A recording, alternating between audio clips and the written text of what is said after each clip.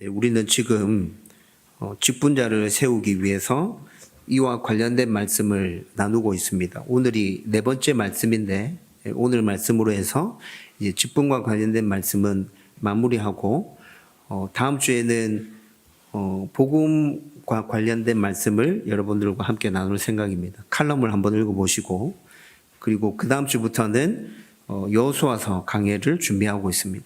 여러분들 함께 말씀 나누는 가운데 말씀 가운데 임하시는 그 하나님을 더욱더 저와 여러분들이 깊이 경험할 수 있었으면 좋겠습니다. 여러분 직분과 관련해서 나누었던 말씀 다 기억하고 계신지 모르겠습니다. 첫 번째 나누었던 말씀은 예수님은 교회의 머리이시고 교회는 예수님의 몸을 이루고 있는 연합된 존재라는 것에 대해서 함께 말씀을 나누었죠. 여기서 말씀드리는 교회는 제가 계속 반복해서 말씀드리는데 성도 개개인을 뜻합니다. 머리의 명령에 따라서 각 몸의 지체들이 제대로 잘 움직여야 건강한 몸이죠. 그리고 머리의 명령에 따라서 지체들이 움직일 뿐만이 아니라 지체 서로와도 서로 소통하면서 조화롭게 움직여야 건강한 몸이지 않습니까? 이와 마찬가지로 교회도 예수님이 머리라고 하시는데 머리이신 예수님을 중심으로 해서 그 예수님의 말씀에 따라 모든 성도들이 예수님의 말씀에 따라 움직이고 예수님의 말씀에 따라 움직일 뿐만이 아니라 지체를 이루고 있는 성도들과도 서로 소통하면서 조화롭게 움직일 때 온전한 교회의 모습을 갖추게 되고 그 교회가 건강하게 성장할 수 있음에 대해서 함께 말씀을 나누었습니다. 여러분 교회가 이런 모습으로 돌아간다면 그렇게 하지 않으려고 해도 자연스럽게 교회는 건강해지고 부흥하게 되고 사람들이 모여들게 됩니다. 그렇게 사람들이 모여들면 그 안에 사람들이 많이 모임으로 인해서 또 다른 여러 가지 필요들이 생겨난다 그랬죠. 그래서 두 번째로 나누었던 말씀이 예수님이 교회를 온전하게 세우시기 위해서 성령을 보내주셨고 그리고 직분자를 세우셔서 많은 사람들 여러 가지 필요들을 돌보게 하셨다. 온전한 성도를 이루게 하기 위해서 온전한 교회를 세우기 위해서 그렇게 하셨다는 것에 대해서 두 번째로 말씀을 나누었습니다. 여러분 건강하게 성장하는 교회에 성령을 보내주시고 직분자를 세워주신 건 좀 전에 말씀드렸던 것처럼 저와 여러분들을 온전한 성도로 세우시기 위함이었습니다. 교회를 온전한 교회로 세우시기 위해서 예수님께서 선물로 성령과 직분을 보내주셨다는 것이죠. 여기서 말하는 온전한 성도, 온전한 교회는 어떤 것이라 말씀드렸습니까? 하나님을 믿는 것과 하나님을 아는 일에 하나가 되어져 있는 우리 내면 안에서 일들이 이루어져야 됩니다. 저와 여러분들 개개인 안에서 하나님을 믿는 것과 하나님을 아는 일이 일치되어서 하나 된 모습으로 나타나야 됩니다. 여러분 아는 것과 믿는 것이 다르게 나타나면 어떻게 되죠? 이상한 믿음이 되는 거예요. 온전한 믿음이 생길 수 없는 거죠. 여러분 우리 개인 안에서 그런 하나됨의 역사가 일어나야 되고 우리 개인 안에서 이 하나됨의 역사가 일어날 뿐만이 아니라 교회 안에 있는 모든 성도들 안에서 이 하나됨의 역사가 일어나야 됩니다.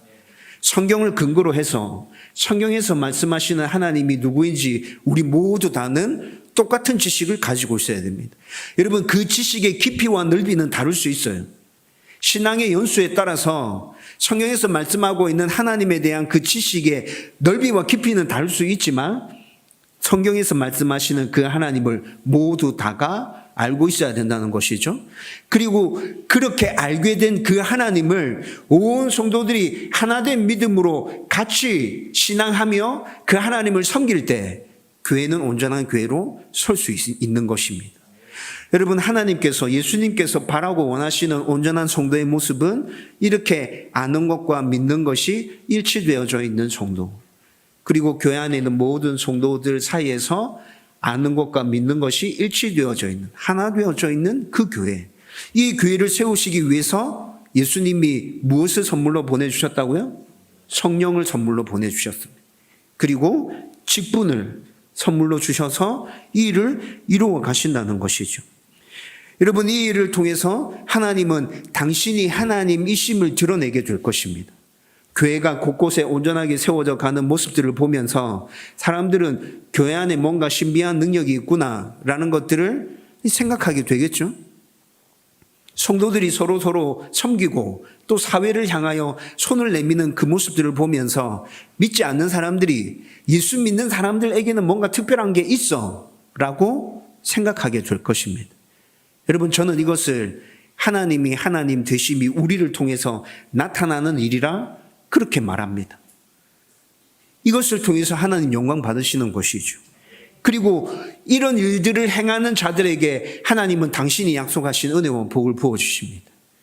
너가 나를 위해서 그렇게 하고 있으니까 나도 너에게 약속했던 거 내가 허락해 줄 것이다. 저와 여러분들이 이 은혜와 복을 누리면서 온전한 성도로 더욱더 굳건하게 세워져 갈 수 있었으면 좋겠습니다. 우리 개개인뿐만이 아니라 우리 온 성도들이 하나 되어서 온전한 교회를 이루어 갈 수 있었으면 좋겠습니다.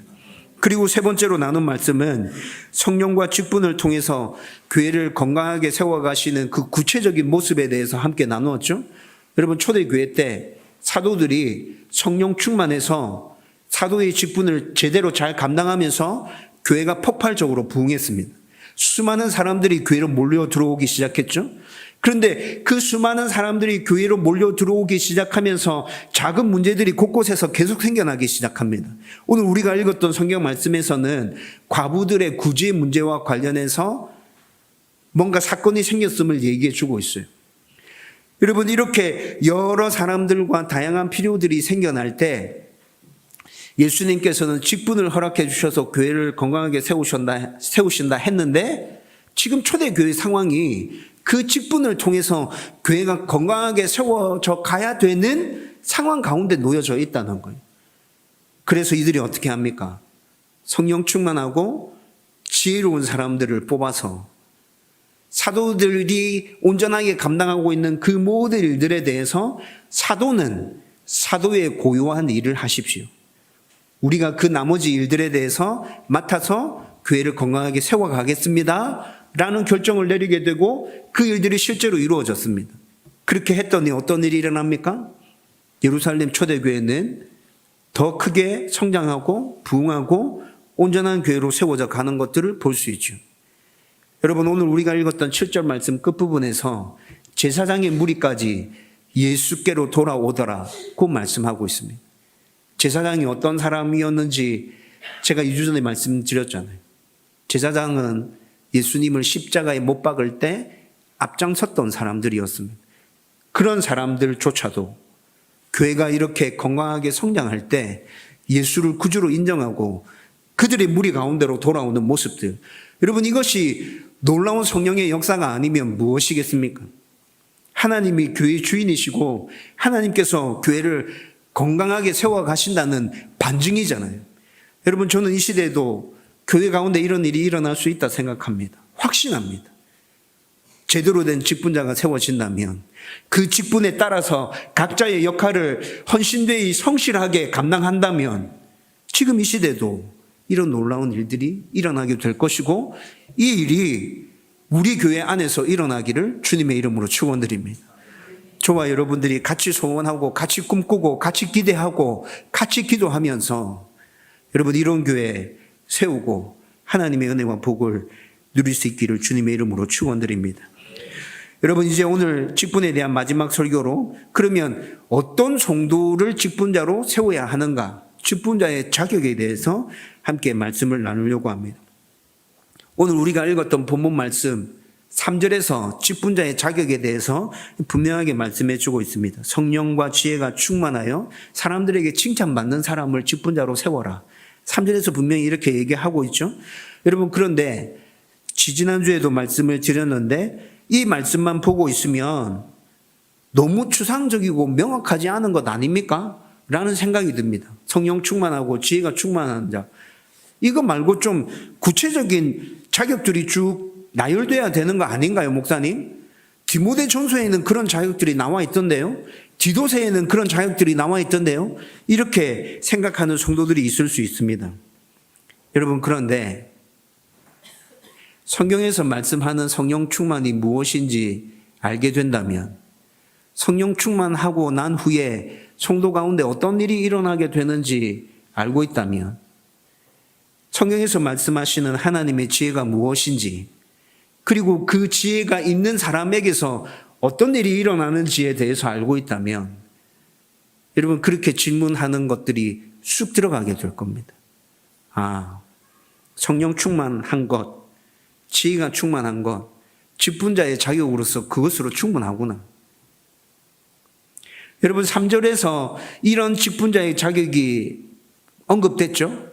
초대교회 직분자들은 다 이런 사람들로 세워졌습니다. 오늘 우리가 읽었던 본문 가운데서 7명의 사람들이 세워졌는데 다 성령 충만하고 지혜가 충만했던 사람들에게 칭찬받는 사람들이었습니다.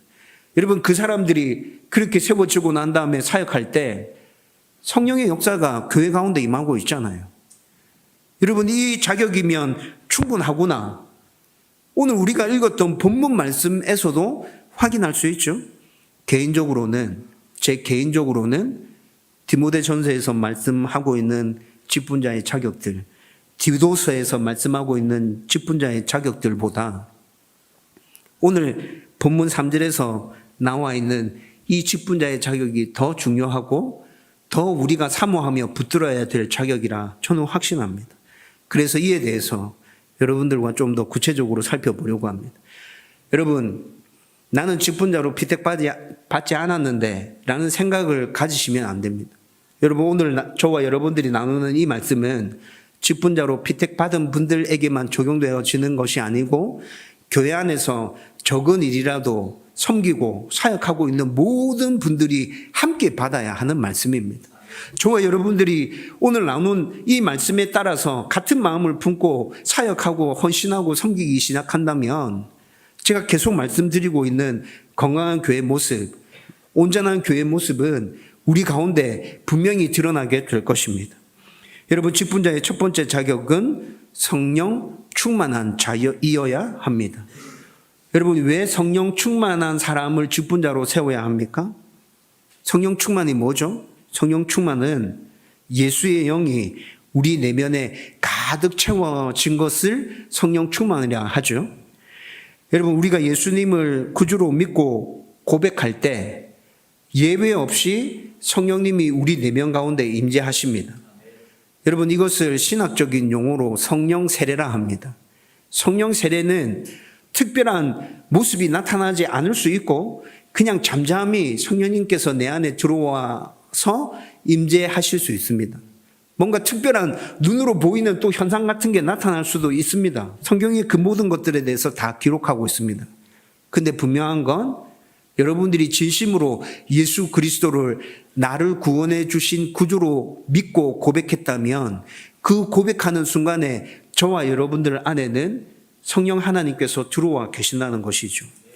여러분 이렇게 성령이 임하고 난 이후에 말씀과 기도를 붙들고 삼위 하나님이 성부, 성자, 성령 하나님이 어떤 하나님이신지 제대로 알기 위해서 말씀을 읽고 묵상하고 깊이 연구하고 계속 이렇게 몸부림치고 있고 또 알게 되었고 믿어진 것에 순종하기 위해서 열심히 노력하면 성령의 임재는 우리 안에 내주하신 성령님은 점점 강하게 우리의 내면을 지배하고 차지하게 되어 갈 것입니다.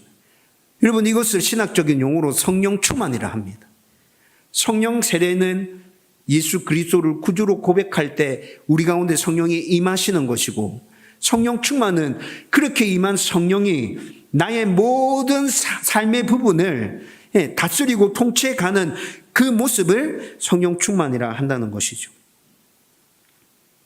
여러분 이렇게 성령 충만한 사람은 성령이 내 내면 안에 가득 채워져서 나의 삶의 모든 부분을 다스리고 통치하고 있으면 그 사람은 온전한 하나님의 백성이 그런 모습들이 그 사람의 삶에서 나타나게 될 것이고 또 예수의 제자로서의 합당한 모습이 그 사람 가운데서 나타나게 될 것입니다.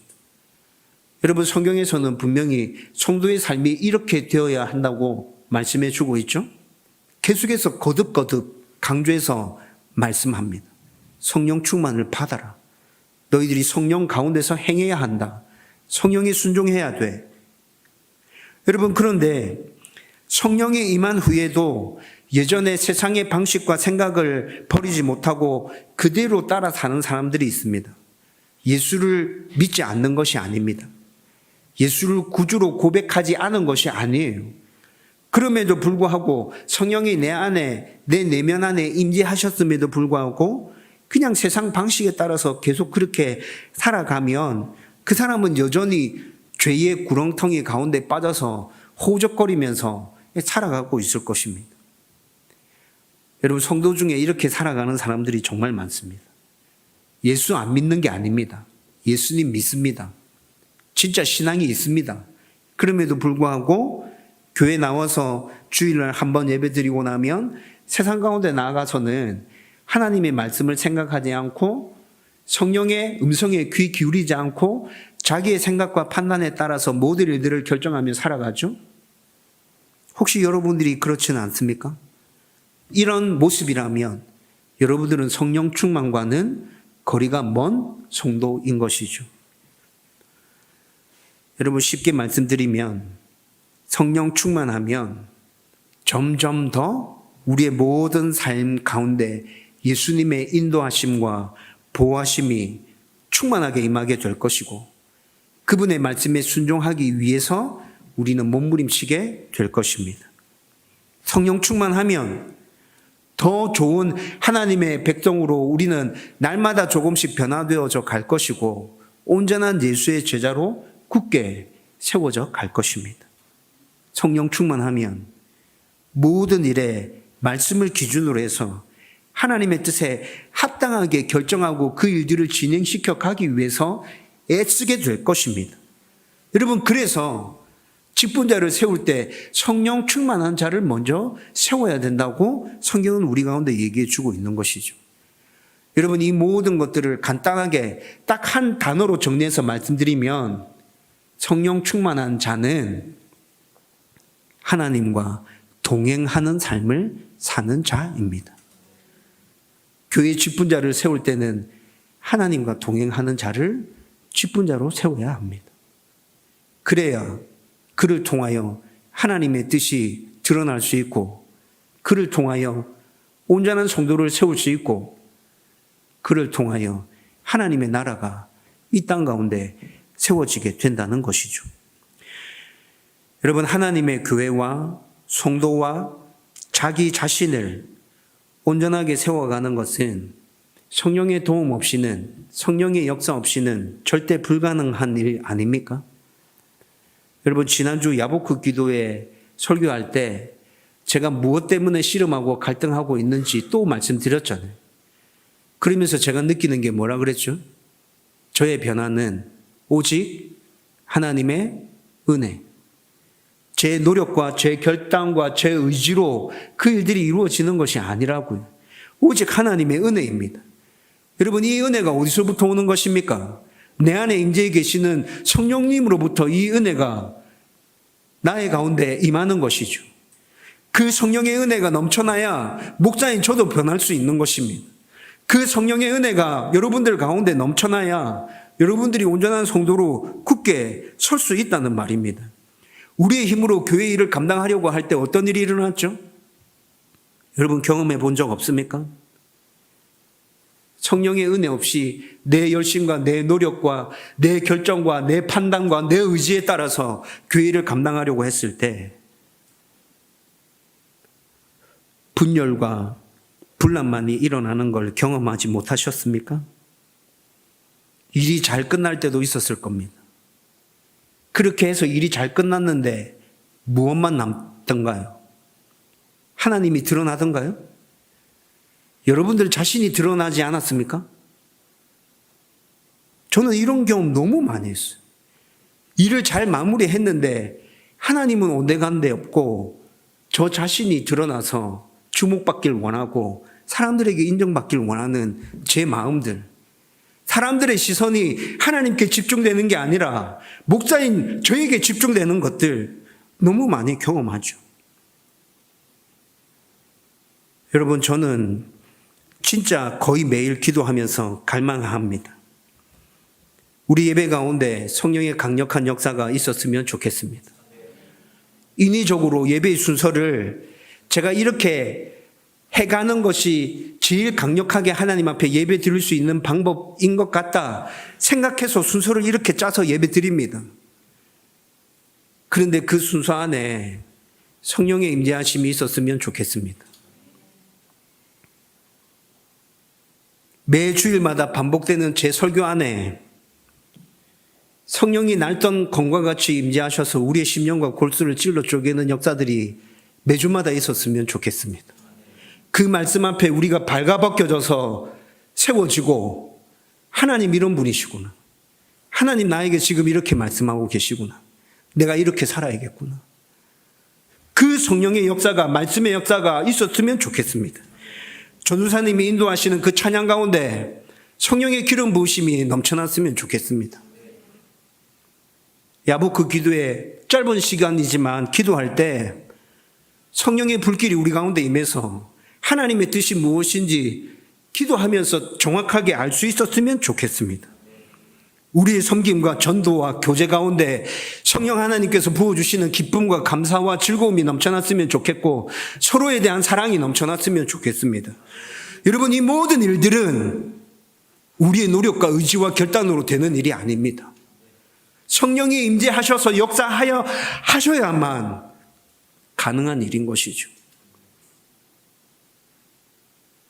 사도행전 1장에서 예수님께서 승천하기 직전에 말씀하십니다. 제자들에게 뭐라 말씀하시죠? 예루살렘에 머물러 있어라. 기도해라. 성령의 권능이 너희들 가운데 임하고 난 다음에 땅끝까지 이르러 내 증인이 되라. 예수님께서 왜 이렇게 얘기해 주시는 겁니까? 여러분, 제자들은 이미 3년 6개월 동안 예수님과 동행하면서 예수님의 가르침을 충분히 받았잖아요. 그분이 행하시는 기적을 보았잖아요. 그분의 삶의 모습을 봤잖아요. 여러분, 그렇다면 지금 당장 나가서 복음 전하면 되는 것 아닙니까?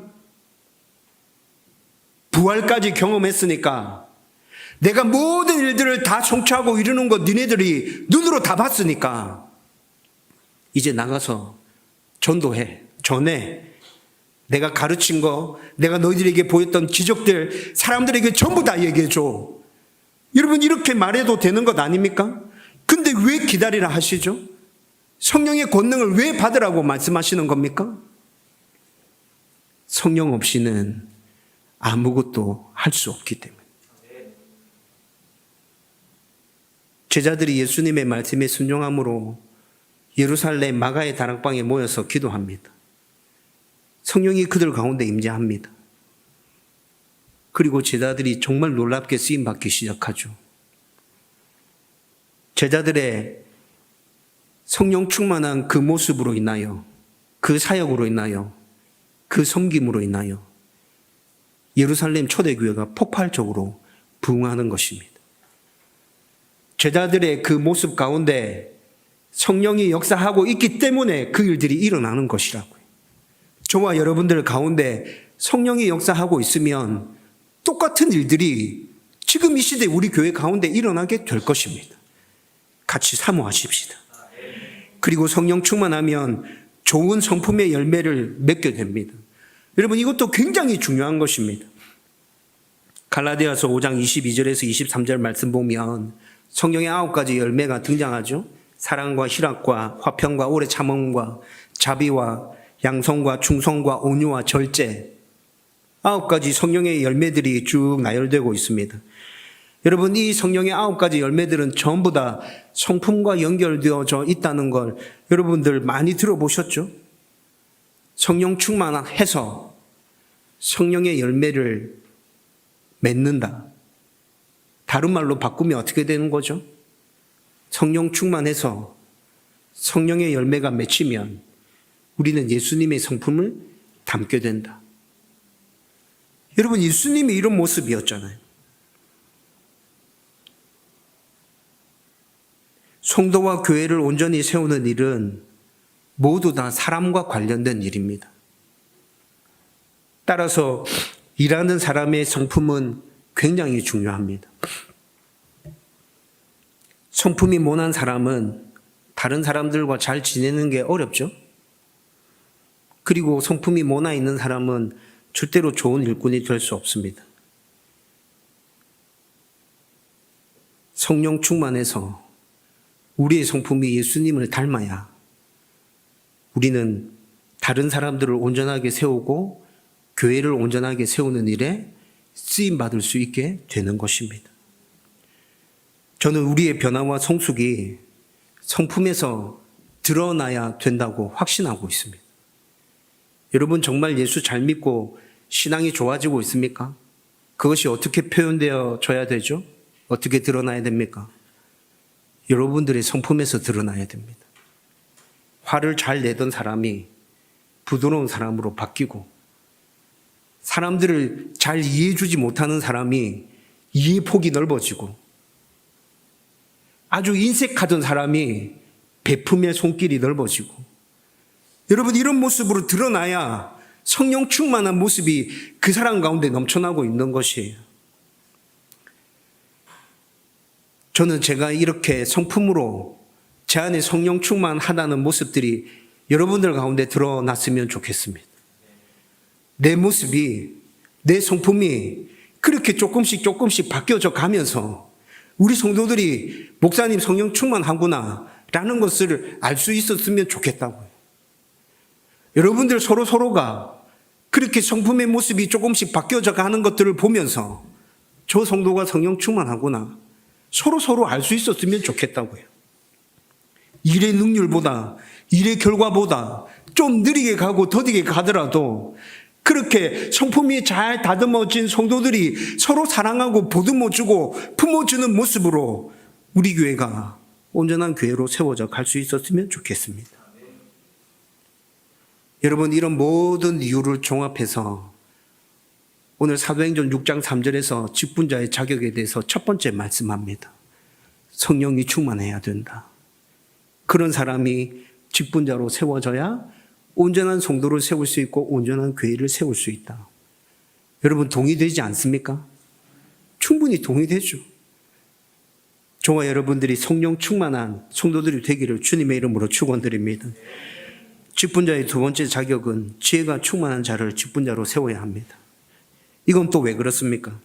여러분 지혜에 대해서는 작년에 야보크 기도회 때 하나님의 뜻 분별하기라는 주제를 가지고 한 10주 정도 말씀을 나누었습니다. 여러분 거기서 이 지혜에 대해서 충분히 다루었습니다. 우리에게는 선택과 결정할 수 있는 일들이 날마다 밀려 들어옵니다. 여러분 그 선택과 결정에 있어서 하나님의 뜻대로 제대로 잘 결정하고 하나님의 뜻을 이루어 가기 위해서 우리에게 정말 지혜가 필요합니다. 사전에서 지혜를 찾아보면 지혜라는 단어의 뜻을 이렇게 설명합니다. 삶의 경험이 풍부하거나 세상의 이치, 도리를 잘 알아서 이를 바르고 옳게 처리하는 마음의 능력. 삶의 경력이 많습니다. 세상의 도리와 이치를 너무 잘 알고 있습니다. 그래서 모든 일들을 바르게, 바른 방향으로 처리해 나가는 걸 지혜라고 지금 사전에서 설명해 주고 있습니다. 여러분, 그러면 우리가 살아가는 삶에서 지혜가 얼마나 필요합니까? 성경과 고대 역사를 살펴봐도 이런 지혜가 정말 중요했기 때문에 다스리는 지도자 옆에 책사라고 해서 항상 지혜자들이 옆에 붙어 있었음을 우리는 확인할 수 있습니다. 다윗의 책사가 누구였죠? 아히도벨과 후세였습니다. 유비의 책사가 누구였습니까? 제갈공명이었습니다. 우리의 삶과 성도와 교회를 건강하게 세울 때 지혜롭게 하나님의 뜻을 찾아서 그 뜻대로 세워가는 것 정말 중요한 일이죠. 그런데 잠언서 9장 10절 말씀에 보면 이 지혜가 어떻게 해서 생겨난단 말하고 있죠? 하나님을 경외하는 것이 지혜의 근본이다. 그 지혜를 니네들 진짜 갖고 싶어? 하나님을 경외해. 하나님을 알아. 거룩한 분을 아는 것이 명철의 첫 걸음임을 잠언서 9장 10절에서 얘기해 주고 있습니다. 여러분, 하나님을 경외한다는 것은 여러분들에게 이미 여러 번 설명해 드렸습니다. 경외라는 단어는 진짜 너무너무 사랑해서 두려운 마음을 가지고 있는 것입니다. 공포스러운 두려움과는 완전히 다른 것이죠. 어떤 대상을 너무너무 사랑하고 너무 존경하고 너무 사모하면 섣불리 다가가기 두려운 마음이 우리 안에 있습니다. 혹시 다가가서 실수할까 봐. 혹시 그분을 누추하게 만들까 봐. 여러분, 그런 마음들이 우리 안에 담겨져 있는 거죠. 성경은 그걸 경외라고 합니다. 하나님을 그렇게 경외해. 하나님을 그 정도로 사랑하고 하나님을 그 정도로 사모하고 하나님을 그 정도로 바라고 기대하라는 말인 것이죠. 여러분, 하나님을 이 정도로 경외하려고 하면 어떻게 해야 될까요? 하나님이 어떤 분인지 잘 알아야죠. 하나님이 어떤 분인지 모르는데 경외하는 감정이 생깁니까? 이건 앞뒤가 맞지 않는 거죠. 여러분, 하나님을 잘 알면, 그분이 어떤 분인지 정확하게 알면, 여러분, 우리는 자연스럽게 하나님을 경외하는 마음이 그냥 샘솟듯이 일어나게 될 겁니다.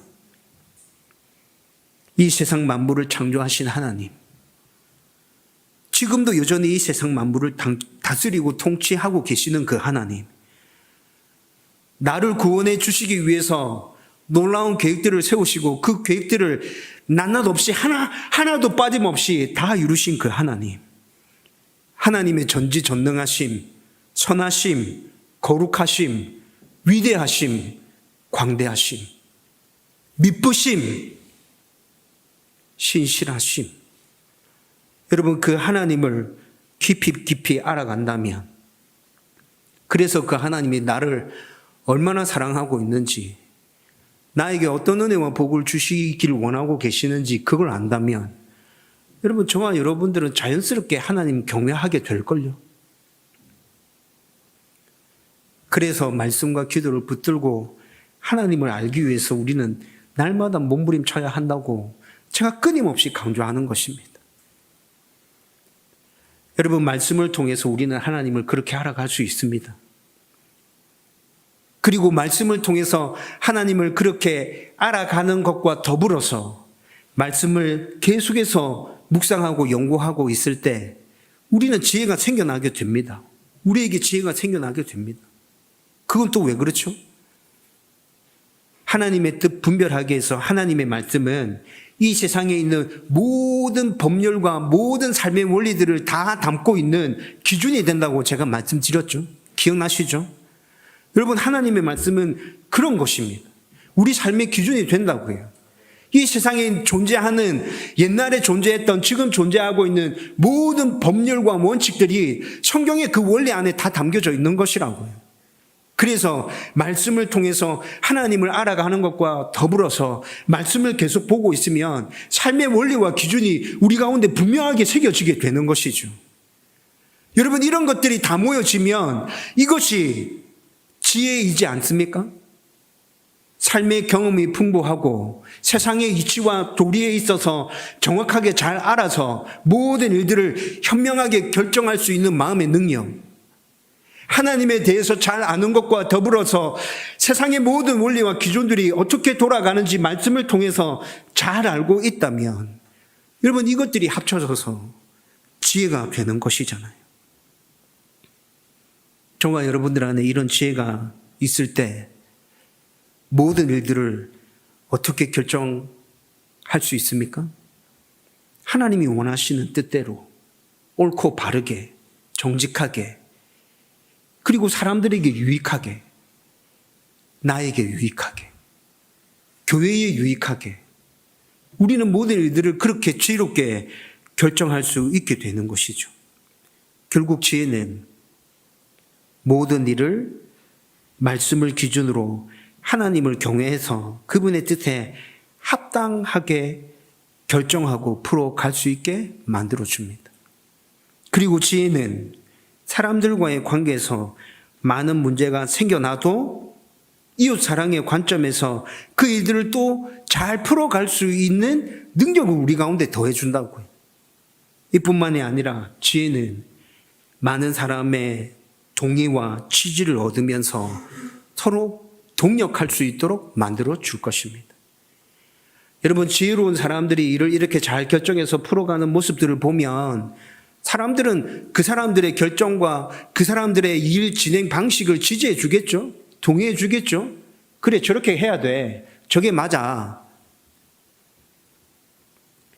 성령으로 충만해서 지혜롭게 일을 결정하는 사람들의 모습을 보면서 사람들은 칭찬하지 않겠습니까? 저 사람 정말 일 잘해. 사람들을 잘 품어가면서 또 일도 정말 잘 진행시켜가. 저 사람 참 좋은 사람이에요. 여러분, 오늘 3절 말씀은 이런 사람들을 직분자로 세우라고 말씀해 주고 있는 것이죠. 이제 말씀을 정리하려고 합니다. 여러분, 오늘 사도행전 6장에서 말씀하고 있는 직분자의 자격은 이런 것이었습니다. 오늘 설교를 듣고 나니까 여러분들 부담스러운 마음 생깁니까? 직분자의 자격이 저런 것이라면 나는 성령 충만한 것 같지도 않고 지혜로운 것 같지도 않은데 도대체 교회 일을 하라는 거야 말라는 거야? 여러분, 이런 생각 드시지 않으세요? 목사님, 저는 어떤 생각하고 있을 것 같습니까? 이런 말씀들 보면 저는 자격이 있다 생각할 것 같습니까? 나는 성령 충만해. 나는 지혜로워. 나는 자격 있어. 난 목사 할 만해.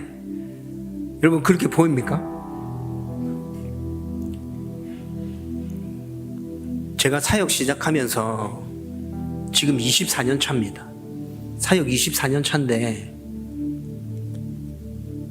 제 개인적인 기도 제목에서 정말 매일 기도하고 있는 것이 있습니다. 정말 매일. 하나님, 감당할 수 있는 믿음과 은혜와 능력을 더하여 주시옵소서. 24년 동안 그 기도 왜 맨날 하고 있을까요? 감당할 수 있는 믿음과 은혜와 능력을 더하여 주옵소서. 그 짧은 기도 한마디지만 그 안에 어떤 의미들이 담겨져 있는 겁니까? 여러분 아십니까? 제가 이렇게 기도한다고 자주 말씀드렸죠. 저는 부족하고 자격이 없습니다. 구원받는 데 있어서도 그랬습니다. 그런데 하나님께서 저를 사랑해 주셔서 구원해 주셨습니다.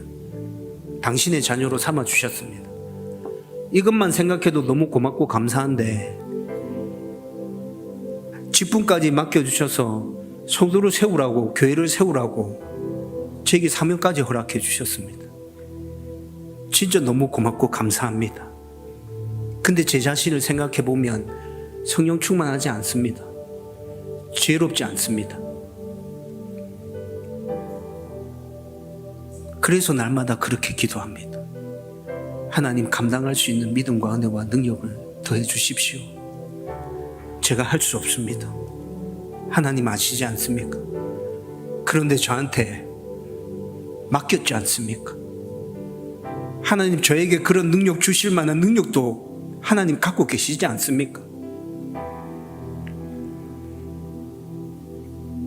하나님이 세우셨다면 하나님이 인도해 주셔야 되지 않습니까? 감당케 해 주셔야 되지 않습니까?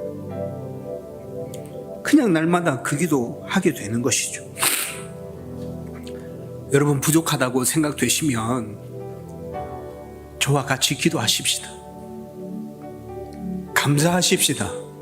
부족한 저를 세워주신 그 하나님의 은혜에 대해서 여러분 진심으로 감사하십시다. 감당케 해달라고, 믿음을 달라고, 은혜를 달라고, 나를 통해서 하나님의 은혜와 복이 성도들에게 흘러가게 해달라고 그렇게 기도하십시다. 우리 가운데 하나님의 은혜가 넘쳐나게 될 것입니다. 우리를 통해서 교회와 성도가 굳게 세워지는 모습들 우리의 두 눈으로 확인하게 될 것입니다. 그 은혜가 넘쳐나기를 주님의 이름으로 축원드립니다.